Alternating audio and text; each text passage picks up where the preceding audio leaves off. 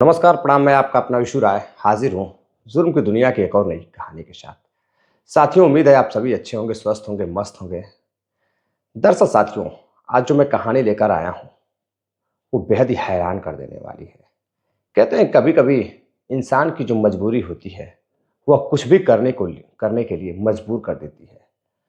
लेकिन कभी कभी इंसान एक ऐसा कदम उठाता है मजबूरी से उबरने के लिए, मजबूरी से निकलने के लिए। लेकिन कभी कभी वही कदम उसके लिए भारी पड़ जाता है। दरअसल एक लड़के का कत्ल हो जाता है, और कत्ल इतनी बेरहमी से होता है कि किसी को कुछ भी पता नहीं चलता है। पुलिस को 2 महीने लग जाते हैं कातिल का पता लगाने के लिए, क्योंकि कहानी में काफी ऐसे ऐसे पेच आते हैं कि आप भी सुनकर हैरान रह जाएंगे। तो आइए शुरू करते हैं आज की कहानी। कहानी शुरू करने से पहले साथियों, मैं एक चीज़ कहना चाहूँगा कि आप अपना प्यार दें, सपोर्ट दें, अपना आशीर्वाद दें, क्योंकि आप ही के प्यार सपोर्ट की बदौलत यह चैनल चलता है। यह चैनल आप ही का है। तो साथियों, चैनल को सब्सक्राइब करें, वीडियो को लाइक करें, शेयर करें। दरअसल साथियों, मैं बात कर रहा हूँ झारखंड की। झारखंड की रहने वाली एक लड़की जिसका नाम प्रियंका रहता है। प्रियंका बेहद ही खूबसूरत लड़की, 12वीं क्लास में पढ़ने वाली प्रियंका अक्सर अपने कॉलेज अपने दोस्तों के साथ जाया करती थी। एक दिन उसकी मुलाकात अपने ही कॉलेज के एक लड़के राजेश से होती है। राजेश क्रिकेट का बहुत शौकीन था। जब भी लंच होता था वो क्रिकेट खेलता था। इधर प्रियंका भी क्रिकेट मैच देखती थी। इधर राजेश एक दिन मैच खेल रहा था, छक्के चौके लगा रहा था, और प्रियंका बैठकर उसे देख रही थी। प्रियंका जब उसे देख रही थी तो प्रियंका को लगता है कि लड़का बहुत अच्छा है, बहुत अच्छा खेलता है, काफी टैलेंटेड लड़का है। अब प्रियंका उसे धीरे धीरे अपना दिल देने लगती है, अपना दिल हार जाती है। और इधर राजेश को कुछ भी पता नहीं चलता। कुछ समय और गुजरता है। अब प्रियंका उसे बेहद चाहने लगती है, पसंद करने लगती है। प्रियंका सोचती है कि आखिर किस तरह से राजेश को यह बात बताई जाए। एक दिन जब वो क्रिकेट खेल रहा था तो प्रियंका उसे इशारा करती है और अपनी तरफ बुलाती है। राजेश सोचता है कि क्लासमेट है, हो सकता है कोई बात हो। वह जाता है। प्रियंका उसे अपना फ़ोन नंबर देती है और कहती है, मुझे कुछ काम है, तुम मुझे फ़ोन ज़रूर करना। राजेश नंबर लेकर चला जाता है, लेकिन 2 से 3 दिन हो जाते हैं, राजेश उसे फ़ोन नहीं करता है। इधर प्रियंका सोचती है कि कहीं ऐसा तो नहीं कि राजेश किसी और लड़की को पसंद करता है, इसलिए उसने प्रियंका को फ़ोन नहीं किया।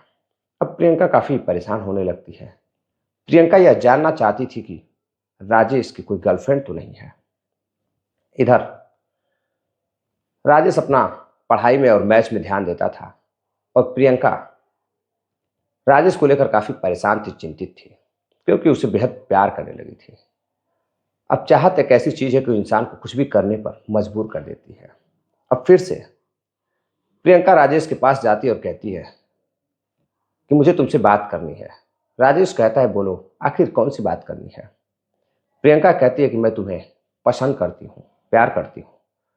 इधर राजेश कहता है कि मुझे समय चाहिए, मैं सोच कर बताऊंगा, क्योंकि तुम्हारे घर वाले काफ़ी पैसे वाले हैं, और मेरा जो परिवार है वो मिडिल क्लास का परिवार है। और रही अगर प्यार की बात, तो दोस्ती तक तो ठीक है, लेकिन अगर बात शादी तक पहुंचोगी तो घर वाले नहीं मानेंगे। प्रियंका कहती है, मुझे मंजूर है। अब इधर राजेश और प्रियंका की बातचीत शुरू हो जाती है। धीरे धीरे बातचीत करते करते राजेश भी प्रियंका को बेहद चाहने लगता है, बेहद पसंद करने लगता है। प्रियंका पहले से ही उसे बेहद चाहती थी। अब दोनों समय निकालकर घूमने के लिए इधर उधर जाया करते थे। समय बीतता गया। देर रात रात तक दोनों बातें करते थे। बात करते करते अब एक दिन प्रियंका राजेश से कहती है कि वह उससे शादी करना चाहती है। राजेश कहता है कि मैं तो मान जाऊंगा, लेकिन तुम्हारे घर वाले हम दोनों को कभी पसंद नहीं करेंगे, क्योंकि मैं तुमसे छोटी कास्ट का हूँ, छोटी जाति का हूँ और तुम मुझसे बड़ी जाति की हो। प्रियंका कहती है कोई बात नहीं, मैं मना लूंगी। प्रियंका अपने घर वालों को ये बात बताती है। प्रियंका के पिता जो एक शिक्षक रहते हैं, वह जैसे ही यह बात सुनते हैं अपने लड़की को डांट फटकार लगाते हैं और अपनी पत्नी से कहते हैं इसका स्कूल जाना बंद कर दो, यह अब बड़ी हो चुकी है और रास्ता भटक रही है। इधर अब प्रियंका का फोन भी उससे ले लिया जाता है। प्रियंका अब बातचीत नहीं कर पा रही थी। राजेश भी काफी बेकरार था, परेशान था कि आखिर प्रियंका के साथ ऐसी कौन सी घटना हो गई है, क्या बात हो गई है कि प्रियंका उसे फोन नहीं कर पा रही है, फोन बंद आ रहा है। तकरीबन 100 से 150 मैसेज राजेश उसे भेजता है, लेकिन उसका जवाब नहीं आ रहा था। बार बार राजेश उसके घर के चक्कर लगाता, उसकी सहेलियों से पूछता। तो एक उसकी सहेली रहती है जो प्रियंका के काफ़ी करीब रहती है और उसकी बहुत अच्छी दोस्त रहती है और राजेश से भी उसकी बातचीत होती थी। अब वह जानने के लिए वो प्रियंका के घर जाती है। पहले तो प्रियंका के घर वाले मना कर देते हैं कि वह घर पर नहीं है, लेकिन किसी तरह बातचीत करके प्रियंका की सहेली निर्मला प्रियंका के पास जाती है, बातचीत करती है। तो प्रियंका अपनी सहेली को सारी बात बताती है। उसकी सहेली कहती है यह तो सही है, घर वाले शादी तो नहीं करेंगे, तुम्हारे पास कोई चारा नहीं है, अब घर वाले जहाँ कहते हैं वहाँ तुम शादी कर लो। प्रियंका रोने लगती है और कहती है नहीं, मैं राजेश को बेहद प्यार करती हूँ और मैं जब भी शादी करूँगी तो मैं राजेश से ही करूँगी। अब साथियों इधर बात इतनी आगे बढ़ जाती है कि अब राजेश के घर वाले राजेश की शादी ढूंढ रहे थे। राजेश बार बार शादी करने से मना कर रहा था। इधर प्रियंका के घर वाले भी प्रियंका की शादी तलाश रहे थे।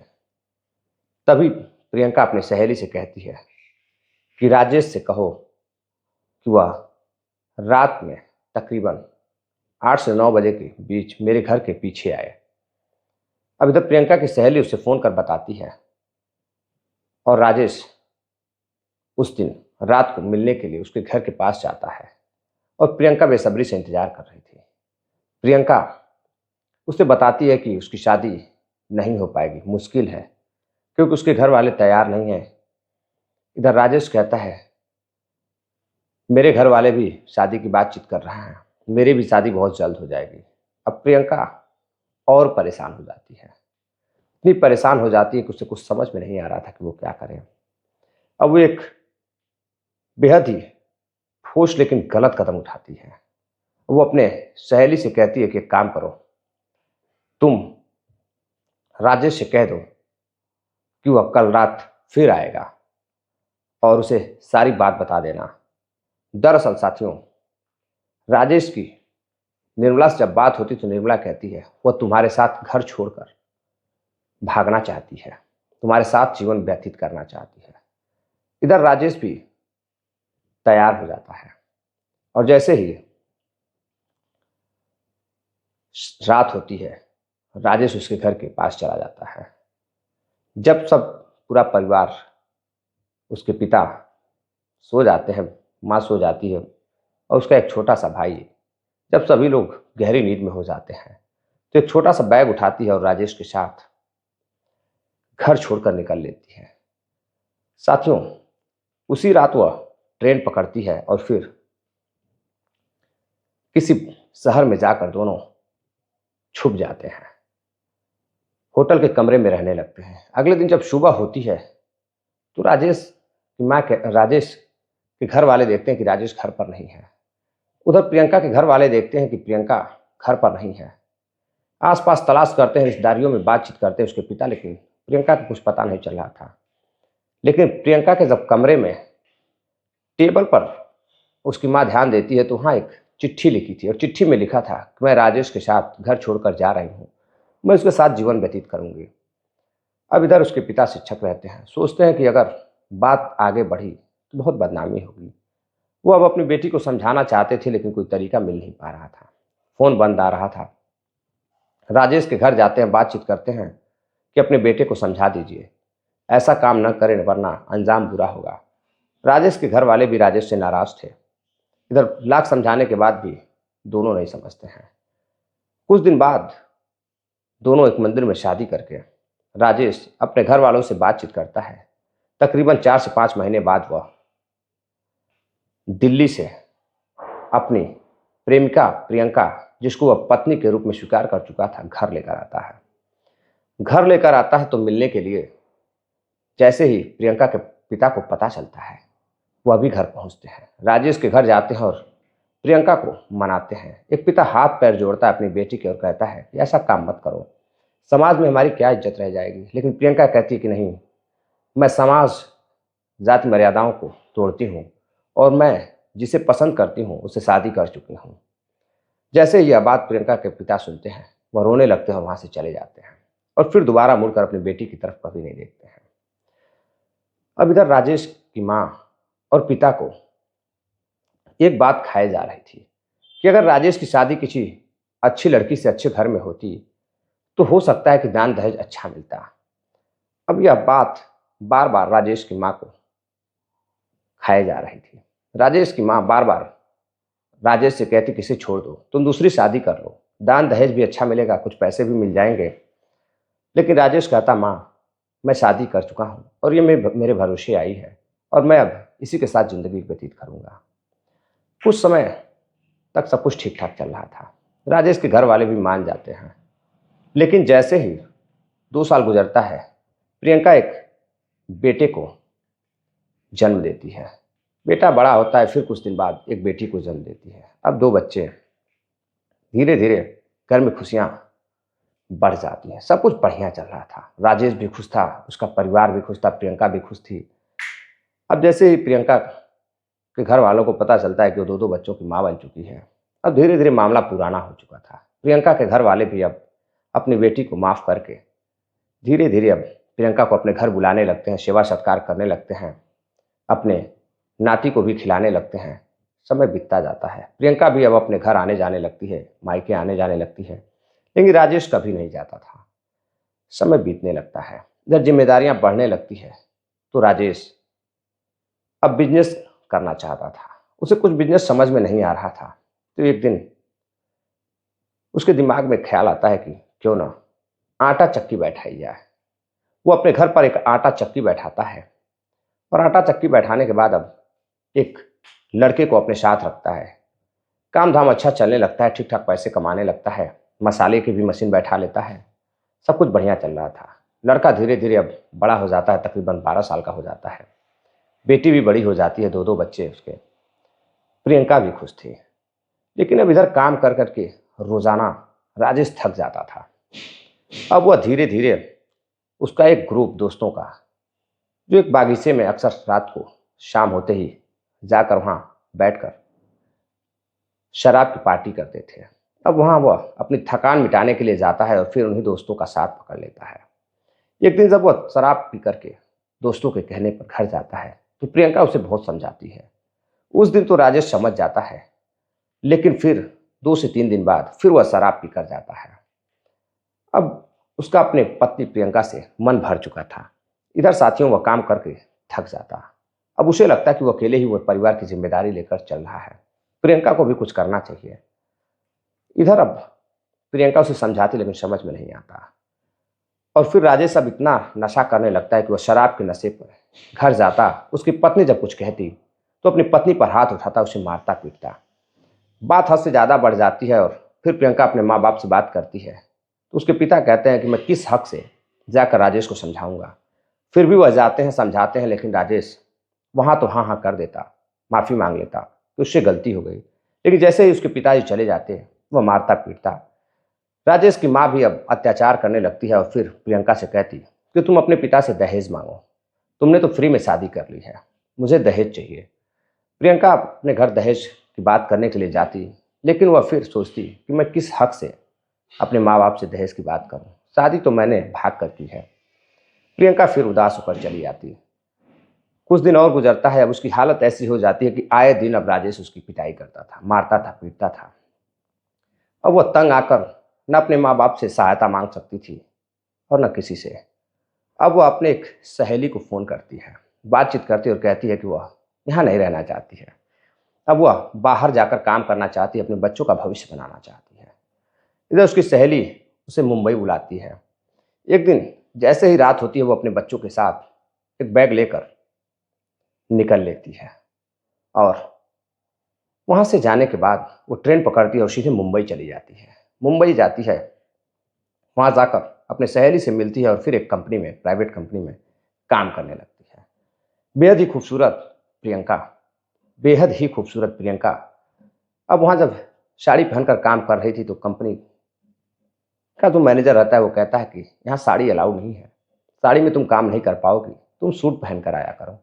अब जब वो सूट पहनकर जाती है तो उसकी खूबसूरती और बढ़ जाती है। इधर अब वो एक किराए का कमरा लेती है, ठीक ठाक पैसे मिलने लगते हैं और फिर एक दिन मैनेजर से बातचीत करते करते अब मैनेजर खूबसूरत प्रियंका को देखकर उसकी खूबसूरती पर फिदा हो जाता है। अब उसके ऊपर धीरे धीरे बातचीत करते करते पैसे खर्च करने लगता है, उसे घुमाने लगता है। प्रियंका को लगता है कि इससे अच्छी लाइफ और कोई हो ही नहीं सकती है। उधर राजेश मारता था, पीटता था, उससे भी छुटकारा मिल गया और इधर अब अच्छा खासा पैसा मिलने लगा है। मैनेजर भी उसे काफ़ी सम्मान देने लगा है। अब मैनेजर उसे चाहने लगता है और प्रियंका भी उसे पसंद करने लगती है। और अब एक दिन मैनेजर को लेकर प्रियंका अपने जब कमरे पर जाती है तो उसका जो बेटा रहता है, 12 वर्षीय बेटा, जब उसे देखता है तो बार बार अपने माँ से कहता, माँ ये कौन है। माँ बताती है कि मैनेजर है मेरे कंपनी के, जहाँ मैं काम करती हूँ। बेटा छोटा था, नाबालिग था, समझ नहीं पाता है। लेकिन एक दिन वह बंद कमरे में जब अपने माँ को मैनेजर के साथ देखता है तो सब कुछ समझने लगता है। वो माँ को मना करता है लेकिन माँ नहीं मानती थी। वो बार बार अपनी माँ को कहता कि यह काम छोड़ दो माँ, ये अंकल सही नहीं है, इनके साथ तुम मत रहो। लेकिन वह दोनों शादी करना चाहते थे। इधर राजेश काफ़ी परेशान था कि उसकी पत्नी उसे छोड़कर चली गई है, गांव में काफ़ी बदनामी हो रही है, 2 महीने से ज़्यादा हो जाते हैं उसकी बातचीत नहीं होती है। लेकिन इधर मैनेजर जब शादी करना चाहता था प्रियंका से तो उसके बच्चे उसे मना करते थे बार बार। जब मैनेजर रवि, मैनेजर का नाम रहता है रवि, और जब मैनेजर रवि जब उसके पास उसके घर जाता था तो बेटी तो नहीं लेकिन बेटा उसे बार बार डांट फटकार लगाता, माँ ऐसा काम मत करो, अंकल को डांटता फटकारता कि तुम यहाँ से चली जाओ, लेकिन वो नहीं जाता था। अब ये सब देखकर वो कहता है कि मैं अपने पापा को फ़ोन करूँगा और बताऊँगा कि तुम लोग क्या कर रहे हो, तुम यहाँ क्या कर रही हो, मैं पुलिस अंकल को भी बताऊँगा। अब इधर मैनेजर परेशान हो जाता है। एक दिन स्कूल में जब प्रियंका का बेटा पढ़ने के लिए जब जाता है तो स्कूल में कुछ लड़कों से उसका झगड़ा होता है। कुछ लड़के उसे धमकी देते हैं कि वो तुम्हें मार डालेंगे। वह घर आकर बताता है। साथ में मैनेजर रवि भी बैठा रहता है, उसकी माँ का प्रेमी, प्रियंका का प्रेमी। वो सारी बात सुन रहा था। कहता है ठीक है, मैं इसे मैनेज कर लूँगा, आज के बाद इसे कोई नहीं छुएगा। लेकिन साथियों, जैसे ही 2 दिन गुजरता है, इधर प्रियंका रात को मैनेजर के साथ ऑफिस में थी। कुछ घंटे के लिए मैनेजर उसे छोड़कर अपने कमरे पर जाता है और जैसे सुबह होती है, जब प्रियंका अपने कमरे पर जाती है तो देखती है इधर उसका बेटा खून से लहूलुहान पड़ा हुआ है, उसकी मौत हो चुकी है। वो चीखने लगती है, चिल्लाने लगती है। पुलिस को फ़ोन किया जाता है, पुलिस आती है, जांच पड़ताल करती है, लेकिन कहीं कुछ मिल नहीं रहा था। अब इधर कहीं से खबर राजेश के पास पहुंच जाती है कि उसके बेटे का कत्ल कर दिया गया है। अब वह भागकर मुंबई जाता है, पता लगाने की कोशिश करता है कि आखिर माजरा क्या है। प्रियंका उससे दूर रहने के लिए कहती है। अब इधर पुलिस को बताता है कि प्रियंका और उसके प्रेमी मैन जो रवि है, उन्होंने मिलकर उसके बेटे की हत्या कर दी है। उसकी छोटी सी जो बेटी रहती है, जब पुलिस उससे पूछताछ करती है तो बेटी बताती है कि साहब, सर, रात में रवि अंकल आए थे। और इधर प्रियंका को कुछ भी नहीं पता था इसके बारे में। प्रियंका का रो रो कर बुरा हाल था। अब पुलिस जब रवि को गिरफ्तार करती है, पूछताछ करती है, तो रवि कहता है कि मैंने कत्ल सिर्फ इसलिए किया क्योंकि यह हमारी शादी में, हमारे प्यार में यह रुकावट पैदा कर रहा था। ये छोटा सा बच्चा हमें धमकियाँ देता था, तो मुझे लगा कि इसका अगर कत्ल कर दिया जाए तो किसी को पता भी नहीं चलेगा, मेरे ऊपर कोई शक भी नहीं करेगा और फिर हम दोनों आराम से शादी कर लेंगे। अब इधर पुलिस उसे गिरफ्तार करती है, जेल भेज देती है, लेकिन प्रियंका टूट जाती है। प्रियंका को लगता है कि उसने एक बेहद गलत कदम उठाया। और एक ऐसा कदम उठाया जहां वो खुशियां ढूंढ रही थी, उसकी खुशियां मातम में बदल गई। और इस प्रेम मोहब्बत और नाजायज संबंध के चक्कर में पड़कर प्रियंका ने अपने बेटे को भी खो दिया। इधर वह राजेश को भी खो देती है और राजेश अपनी बेटी को लेकर वापस चला जाता है। और इधर प्रियंका शहर में ही रहकर काम करने लगती है, बेहद परेशान होने लगती है।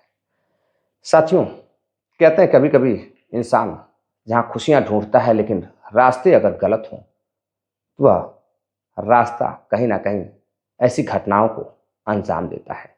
तो साथियों, सतर्क रहें, जागरूक रहें। साथियों, अपना प्यार सपोर्ट बनाए रखिए। अब रेगुलर कहानी इस चैनल पर आपको देखने को मिलेगी। नमस्कार, जय हिंद।